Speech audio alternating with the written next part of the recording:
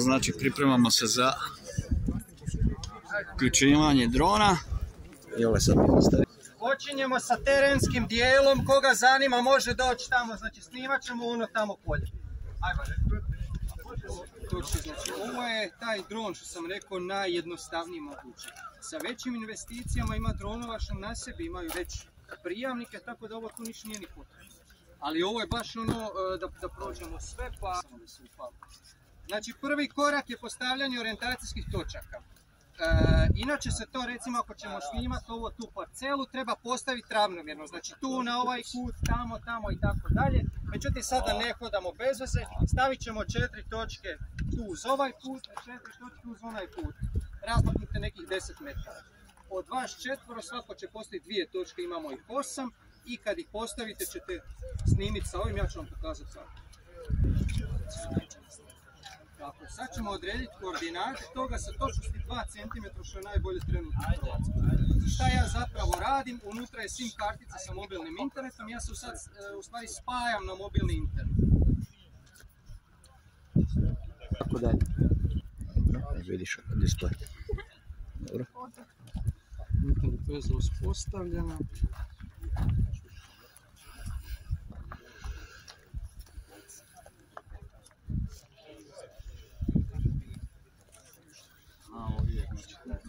To je da, osjetljiva strašno. Znači treba balansirati libelu da bude skroz ravno i onda još klikati. Ali dobro, sad ćete vježbati malo. Ko ima točke 1 i 2? Ko ima 3 i 4? Evo, vas dvojice ćete ići 1, 2, 3, 4, možemo postaviti točku 1 tu negdje. Da, samo da bude na čistini, ona se treba vidjeti zdravo. I evo ti sad GPS. Staviš tu, staviš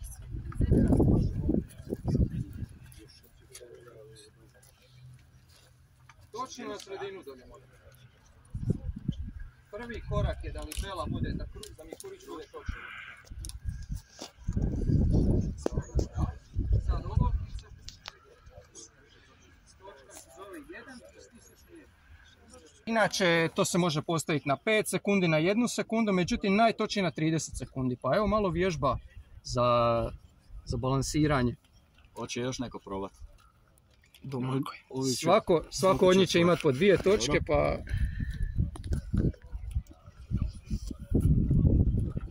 Znači još uvijek čitamo. Ima tu sad odbrojava 26. I kad kaže da je pohranjeno, ajde da ja probam to promijeniti, možda da bude 5 sekundi.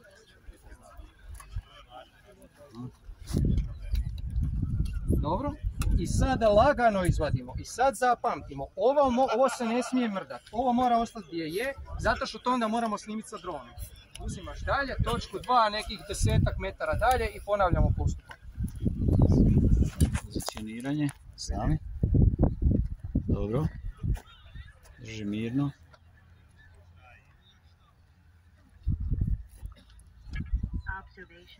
Sad lagano podignemo. Lagano podigni. I sad ćeš ti obučiti svog kolegu kako je.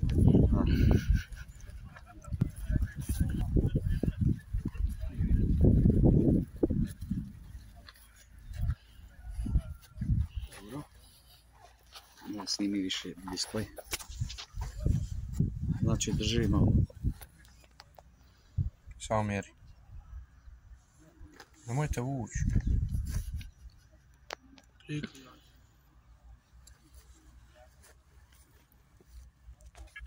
Observation story.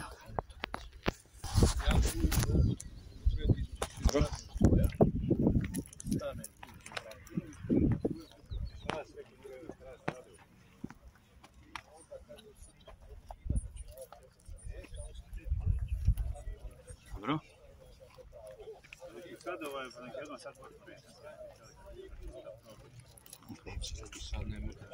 Znači sad smo završili prvi dio vezan za postavljanje orijentacijskih točaka. Šta sad dalje treba kad je u pitanju dron? Malo nešto prije toga moramo prijaviti let preko AMC portala. Tako da evo, neko od ovih 4 će imati čast.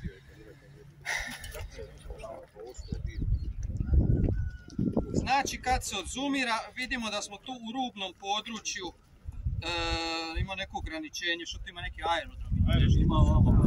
Da. Znači prema tome postoje različita ograničenja glede visine. Tamo gdje nema nikakvih ograničenja možemo do 120 metara visine, gdje je ograničeno možemo do 50 metara visine. Tako da evo, i onako ne bi letili više od 50 metara, ovo nam je sasvim dovoljno.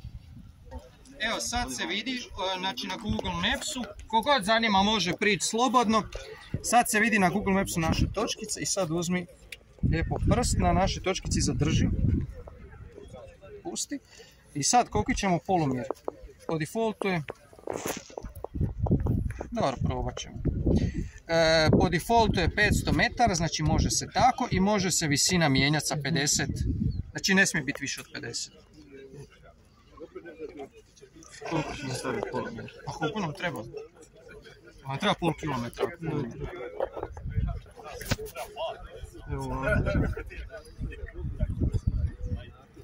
I visina neka ostane na više, na 50. Dobro. Nakon toga slijedi izrada plana zapravo misije.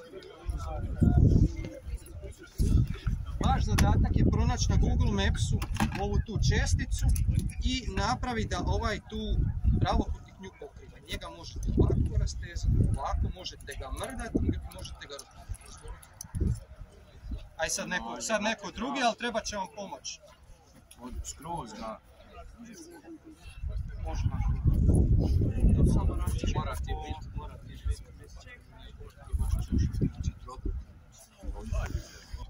Ovdje je zgrada. I to je ovo. To smo riješili. Proširimo malo. 7 minuta. Dobro. Ok, evo ove, ajmo malo reći dosadnije dijelove, ali nužno smo napravili.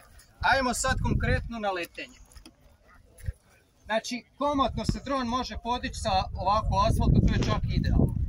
Treba voditi računa oko drona da nema prepreka par metara okolo, zato što neće htjeti poletiti.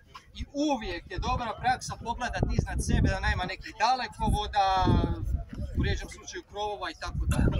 Znači, mi ćemo ovdje negdje poletiti dron, dovoljna je udaljenost za svega ostalo.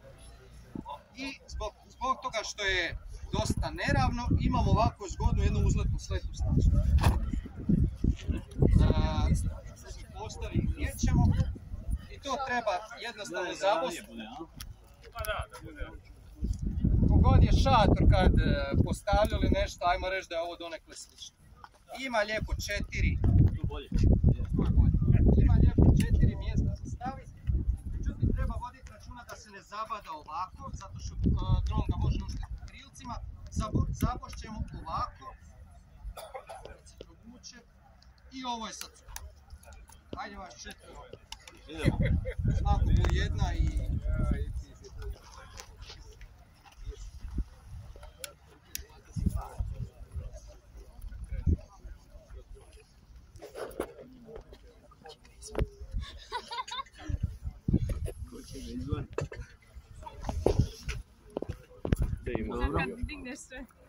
Ok.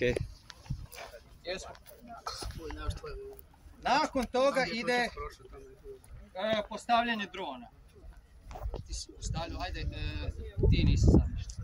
Uzmi i znači gornja krilca idu prema ovako, a donja od dolje prema dolje. Da. Dobro, možemo ga staviti na sredinu.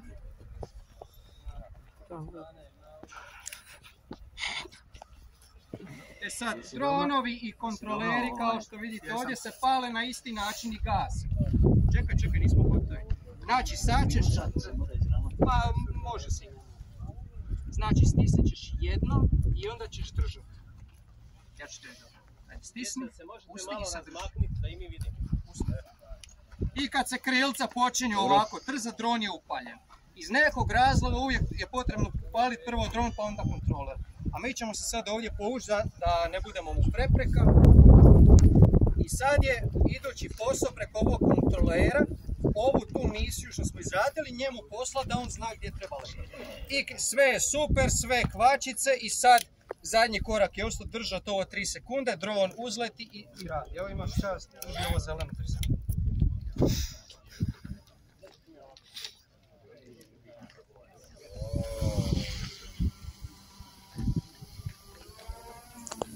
Ode on. Da, sad ćemo vidjeti da ste dobro misiju napravili. Ode što visok potiš. Znaš šta je tu Dorije? Moja. Moja. Dobro, ako vas onda ćemo vidjeti. Kogod bude htio sad vidjeti kako to izgleda na mobitelu može. Isto tako se na mobitelu vidi točno šta kamera trenutno vidi. Evo ja ću ostaviti tu dolje pa možete. Ajde, proćemo. Znači ovo se trenutno vidi sa dronom. Samo oprezno da se kontakt ne prekine. Dobro. Ok, idemo dalje, pustiti. Na mobitelu se pokazuje misija, gdje je on unutar misije i ovdje se vidi pozicioniranje na 7 metara. Znači kad leti dron više, on snimi točke za navigaciju. Nakon toga znači idemo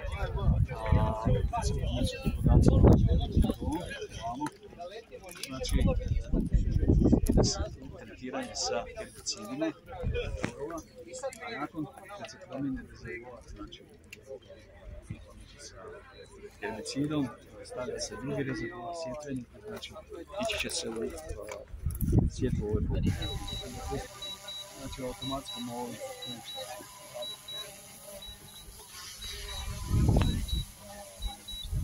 Ako slučajno fula zbog vjetra, mi možemo sa joystickom doraditi njegovu fuziju.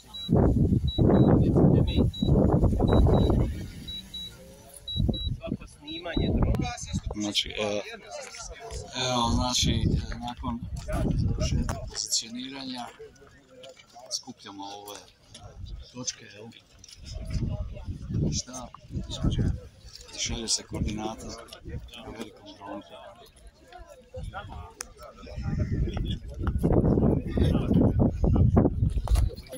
Znači ovdje vidimo i ostalo opremu koja se koriste znači za rad voćnjaka, gdje se pokrivaju svi ciklusi. Mi ćemo u ovom slučaju znači ići na sjetvu i na gnojidbu. A na sjetvu može se raditi gnojidba, ali radit ćemo tretman herbicida. Radi se o poljokupusu.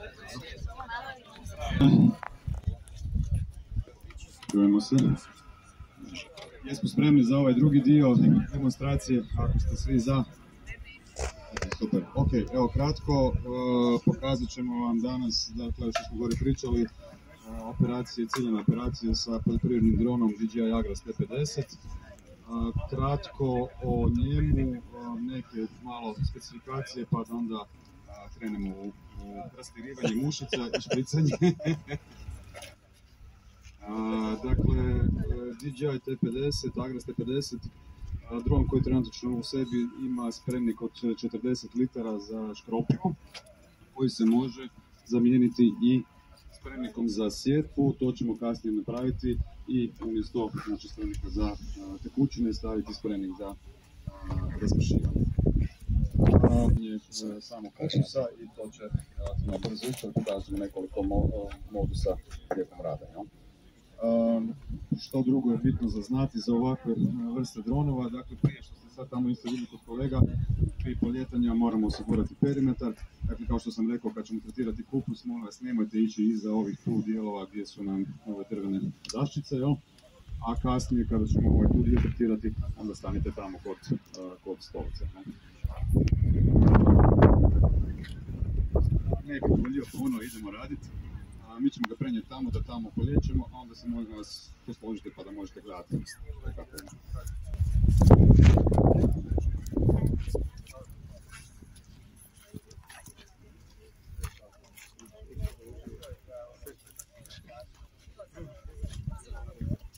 Težak? Sad ima skoro 80 kg. Opa!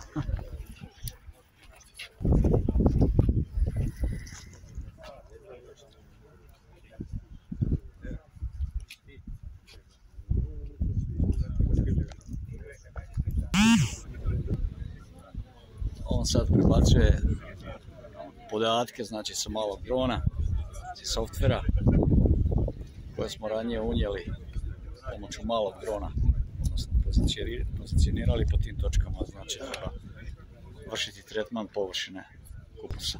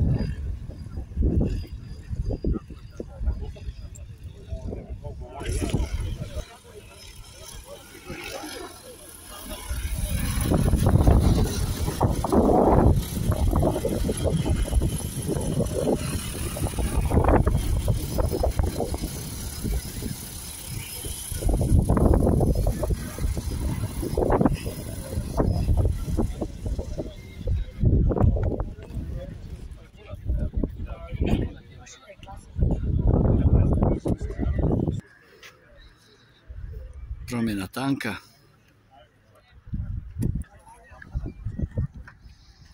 Sjetveni tank.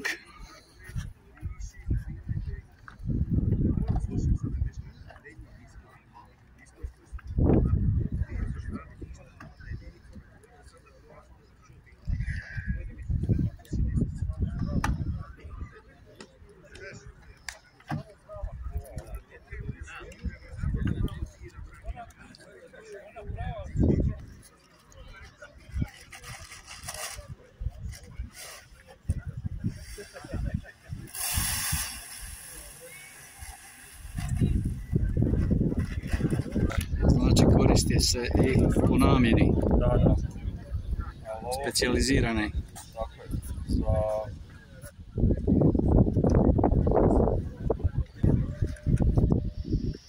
Znači idemo sa sjetvom.